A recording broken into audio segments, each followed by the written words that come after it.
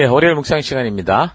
성도로서 마음이 불편하게 하는 일들은 성경으로 분별해야 한다. 성도로서 마음이 불편하게 하는 일들은 성경으로 분별해야 된다. 자, 이런 제목으로 또 이번 주 가운데 말씀 묵상 살펴가겠습니다.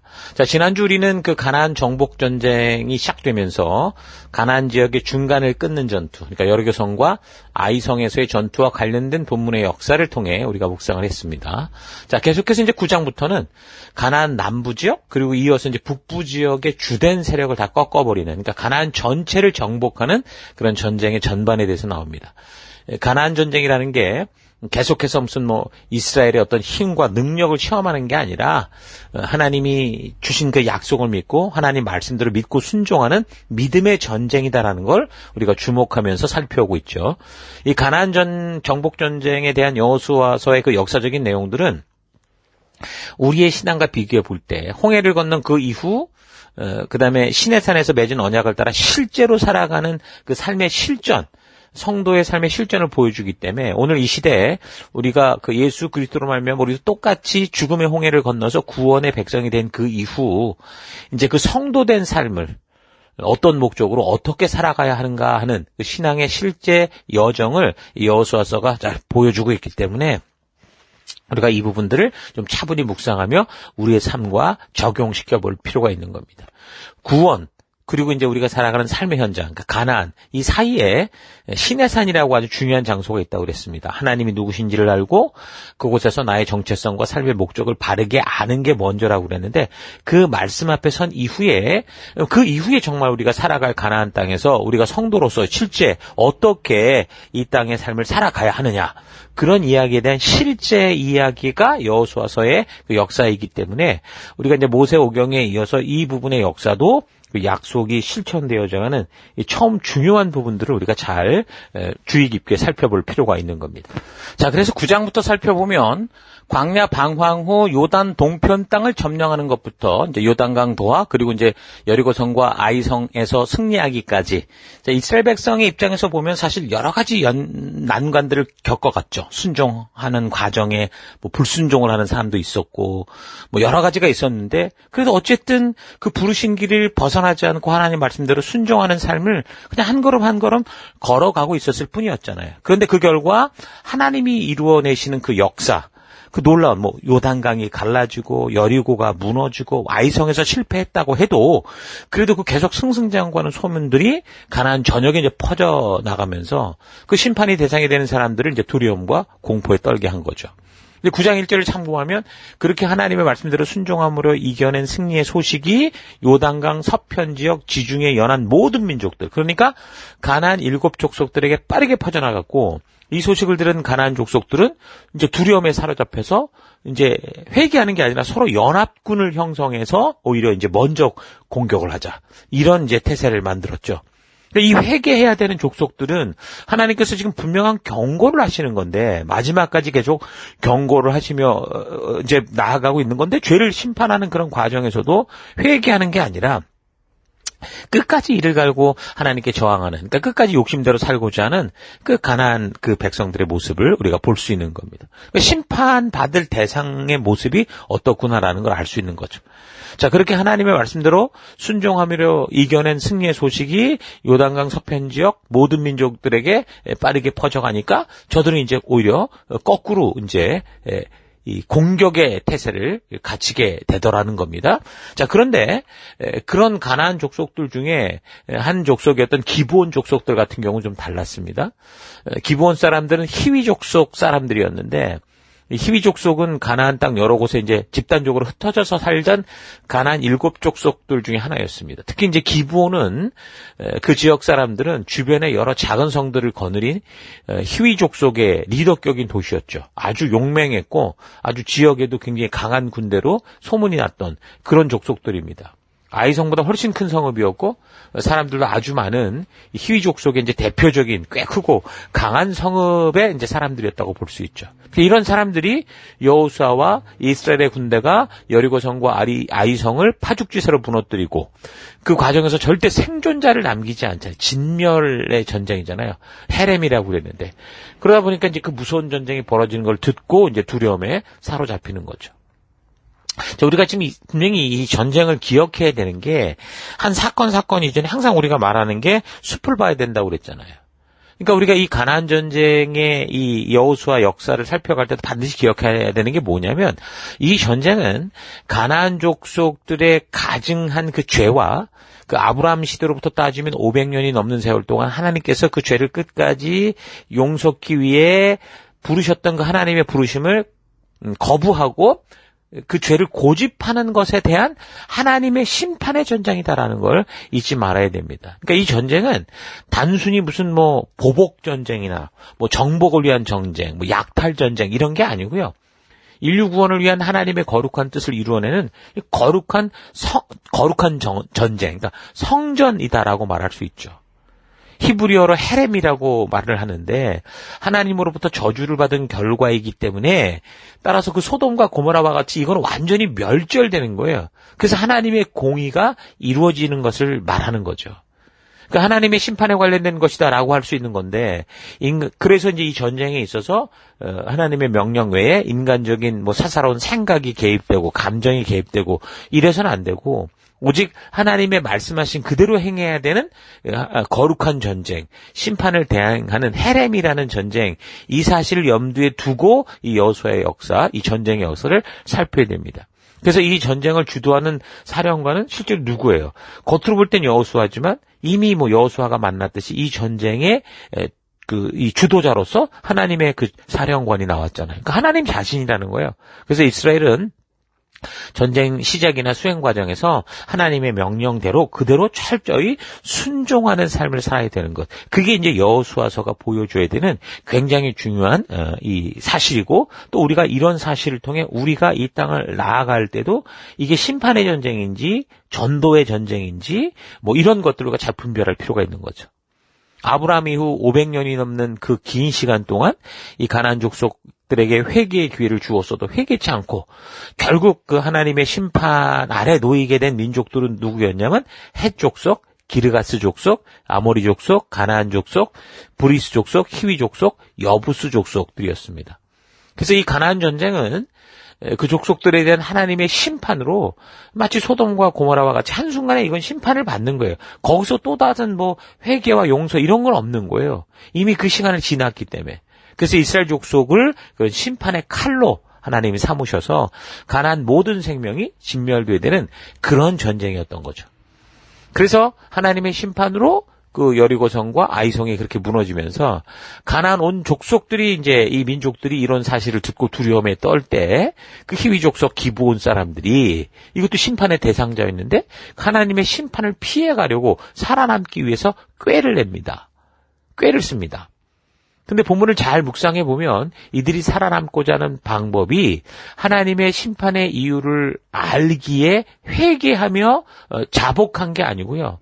단지 이제 두려움과 그 자기들이 불리하다라는 걸 근거로 일단 하나님의 심판을 모면해 보자, 이런 식의 태도인 것을 알 수 있습니다.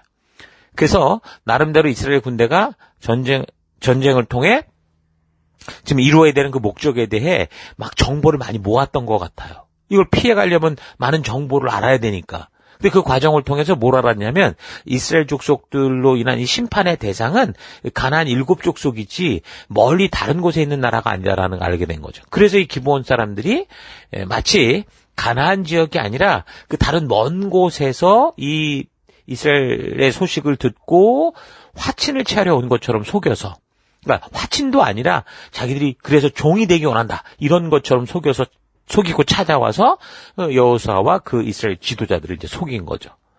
이런 목적을 가진 기브온 사람들이 와서 굽신거리면서 그 애굽에서부터의 그 일들, 그 소문들이 다 퍼졌던 거예요. 그 광야에서 그들이 40년 동안 결국은 생존해냈던 그 일들, 그 요단 동편에서 전쟁을 통해서 그 순식간에 그 지역을 다 점령해버렸던 그런 이스라엘을 막 칭찬을 하니까 이스라엘 지도자들이 금방 이제 그들의 거짓에 쉽게 이제 마음이 열리고 속아 넘어간 거죠.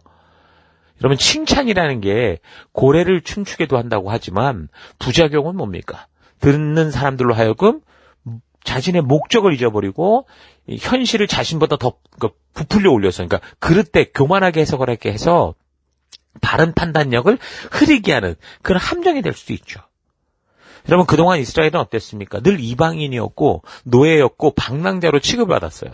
심지어 형제 족속인 에돔이나 모압, 암몬까지도 그 같은 형제 족속들이 그들을 멀리하는, 한마디로 왕따의 삶을 살았었죠. 자, 그런데 한 족속이 나타나서 너희와 친해지고 싶다라고 하면서 또 그들이 행해왔던 그 길들을 엄청 칭찬하며 막 심지어 너희 종이라도 되고 싶다 이렇게 하니까 이 백성들을 이끄는 지도자 입장에서는 마치 동맹자를 얻은 것처럼 생각을 하면서 쉽게 저들의 그런 이런 이 속임수에 넘어간 거죠. 사실 전쟁에 있어서 적보다 우군이 많은 건 좋은 거잖아요. 자, 그러니까 자기를 낮추면서 이스라엘을 높여 칭찬하는 그 기브온 족속들의 말에 이스라엘의 리더인 여호수아부터 하나님 주신 사명과 그 사명을 이루어가는 거룩한 방법을 따라 그렇게 말씀의 의도를 가지고 결정을 하려고 하기보다, 바르게 분별하려고 하기보다 그저 좋은 관계, 자기들이 마치 뭔가 위에 있어서 이제는 우리가 갑이니까 뭔가 대접받는 것 같아서 별 주의함 없이 조약을 맺게 되죠. 대체로 그렇잖아요. 사람들이 뭔가 자기가 힘이 있다고 생각하면 나름대로 굉장히 꽤 제너러스해집니다. 여기 호주에 와서도 그런 걸 많이 보는데, 여기 호주인들이 굉장히 친절하고 굉장히 그 너그러워 보이지만 결국은 이게 이제 자기들의 힘이 뭔가 딸리는 것 같으면 이 사람들도 그냥 가만히 있는 사람들이 아니거든요. 근데 그런 걸 볼 수 있죠. 근데 그렇게 된 거죠. 그래서 대부분의 사람들은 자신이 어떤 우월하다고 생각할 때 뭔가 막 너그러워지고 그러다 보니까 이제 판단력이 흐려질 때가 많죠. 그러니까 딱 지금 이스라엘의 상황이 그런 상황이 된 겁니다.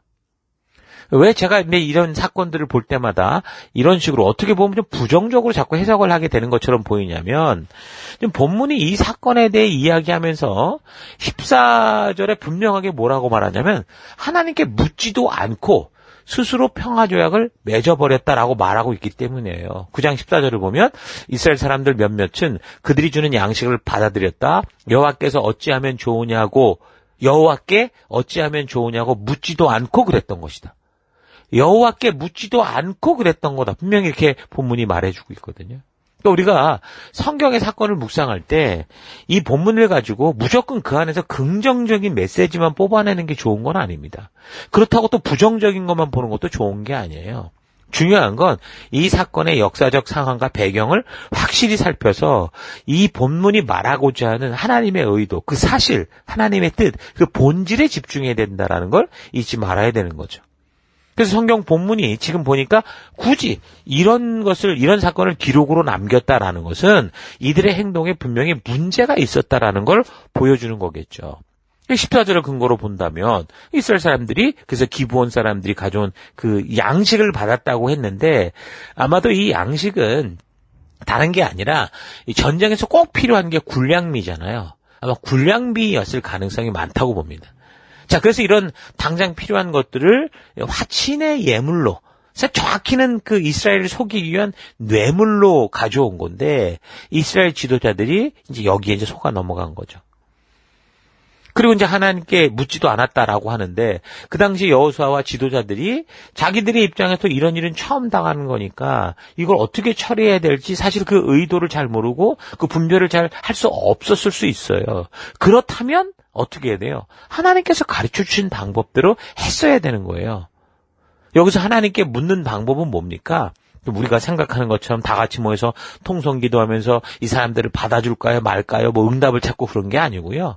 하나님께서 이미 가르쳐 주신 방법이 있어요. 뭐였습니까? 대제사장들을 통해서 하나님의 뜻을 알 수 있도록 그 우림과 둠밈의 판결법을 말씀해 주셨었죠.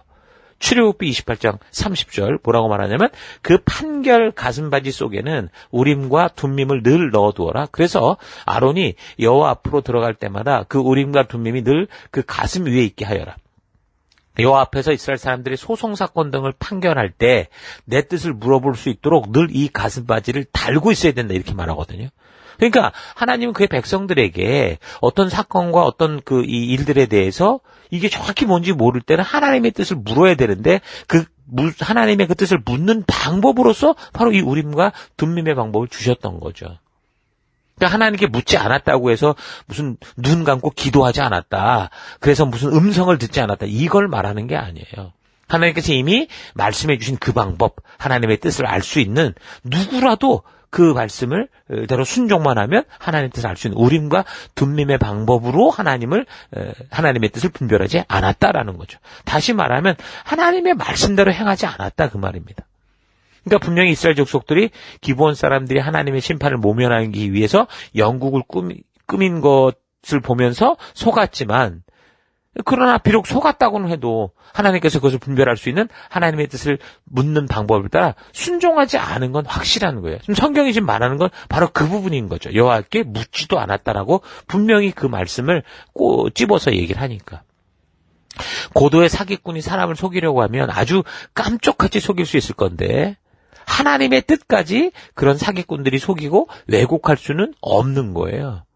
하나님이 그렇게 만드셨어요. 분별할 수 있도록 하신 거죠. 그래서 무엇보다 하나님의 뜻을 바르게 분별할 수 있다면, 그래서 아무리 고도의 사기꾼들이 덤벼들어 작정을 하고 속이려고 한다고 해도 성도들은 충분히 그 안에서 바른 길을 찾을 수 있는 거죠. 하나님이 우리에게 그래서 말씀을 주신 거예요. 그래서 하나님의 법도와 규례, 명령을 바르게 알고 있는 게 중요한 거죠. 이런 사실이 잊지 말아야 돼요. 그래서 여러분의 삶의 현장에서도 하나님의 뜻인지 혼돈이 오는 그런 모든 일에 무엇보다 그 하나님의 법도와 규례를 통해 그 하나님의 의도를 바르게 알고 하나님의 뜻을 확실히 안다면, 그래서 적용을 우리가 삶 속에 한다면, 지금 과학이 발달된 21세기를 우리가 살아간다고 해도 우리가 충분히 하나님의 진실한 뜻을 따라 이것을 행해도 되는 건지 아닌지, 무엇을 우리가 예스하고 무엇을 노라고 말아야 될지를 충분히 알 수 있다는 거 우리 잊지 마시고, 또 말씀을 통해 우리가 하나님의 온전한 뜻을 분별하는 그런 여러분과 제가 되기를 바랍니다. 자, 오늘 하루 나는 하나님의 부르심 받은 사명자로서 분명히 이 땅에서 내가 순종하며 정복해 나가야 되는 그런 사명이 있는데, 기브온처럼 작정하고 속이려고 하는 사탄의 유혹을 하나님의 법도와 규례, 명령을 잘 기억하고 그 의도를 알므로 바르게 이겨가고 있는지, 아니면 하나님의 의도를 알기에 게을러서 그저 눈에 보이고 느껴지는 대로 그럴듯한 핑계와 변명에 속아 대충 얼버무리며 살고 있는지 좀 차분히 되돌아올 필요가 있습니다. 하루하루 삶을 살아가는 현장에서 다가온 여러 가지 현상들을 만날 때 사실 하나님께서 이런 것은 아니다라고 하는 불편한 마음을 주실 때가 있어요. 이게 뭔가 자꾸 찝찝한 거야. 그래서 자꾸 뭔가 변명이 나오고 이런 게 있다고. 근데 아무래도 이것은 하나님의 백성으로서 행동하기에는 뭔가 찝찝하고 혼란이 오는 그런 문제들일 거예요. 술, 담배 문제를 비롯해서 지금 사회적 이슈가 되는 그런 많은 문제 속에 기독교인들의 악유가 많은 것들이 있거든요. 그런 걸 거예요. 그런 현상은 뭐예요? 바로 성령 하나님께서 우리 안에서 사실 살아서 역사하는 그런 일의 결과인 거죠. 그런 하나님의 말씀에 레이더에 걸렸기 때문에 바르고 온전한 그 길을 갈 수 있도록 우리의 양심을 통해 하나님이 계속 말씀하시는 거예요. 그럼 그때 어떻게 해야 돼요? 그 말씀의 기준을 따라 살아가야 되는데, 만약에 주변 사람들과 그런 분위기와 이 세상의 문화와 흐름과 여러 가지로 인해서 대충 무마하면서 그 상황과 환경을 모면하려고 하거나, 또 좋은 게 좋은 거 아니냐 이런 식으로 일을 풀어가려고 한다면 바로 이스라엘 족속들이 기브온에게 속아서 잘못된 맹세를 하는 이 결과를 똑같이 우리가 겪게 되는 거예요. 하나님께서는 심판의 대상을 정해주셨는데, 다시 말해서 절대 타협할 수 없고 오히려 하나님의 뜻을 그래서 우리가 그대로 성취해야 하는데, 하나님의 말씀과 그 가치로 바르게 분별하고 성실하게 파악하여 하나님의 뜻을 알아가는 그 일에 게으르다면, 하나님 주신 말씀을 우리가 온전히 아는 일에 게으르다면 결국 우리는 실수를 만들게 되죠. 하나님의 뜻을 알아감에 있어서 그래서 여러분 정말 성실한 성도가 되는 게 굉장히 중요한 삶의 핵심입니다.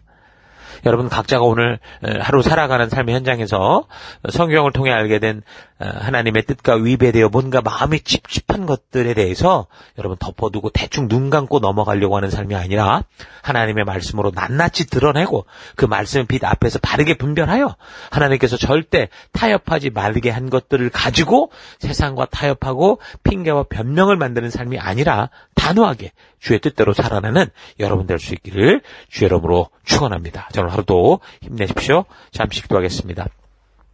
하나님께서는 절대 혼란스럽지 않은 분명한 사명을 주셨는데, 그리고 내가 살아가며 하나님의 사명자로 그런 뜻을 분명히 느끼고 알고 있는데, 삶의 현장에서 성령 하나님이 말씀하시는 알람의 소리를 들으면서도 내 욕심과 내 뜻대로 하고 싶어서 변명과 핑계를 내며 내 느낌대로 살고자 하는 삶을 회개합니다.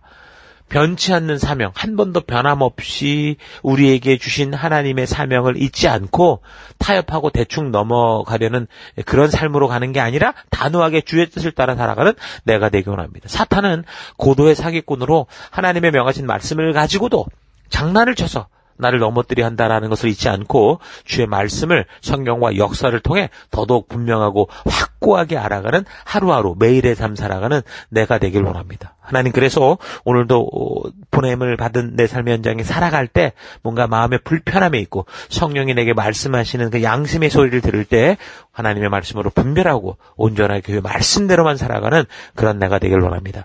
그런 하루로 인도하시고 이끄신 하나님 감사드리고 예수님 이름으로 기도했습니다. 아멘.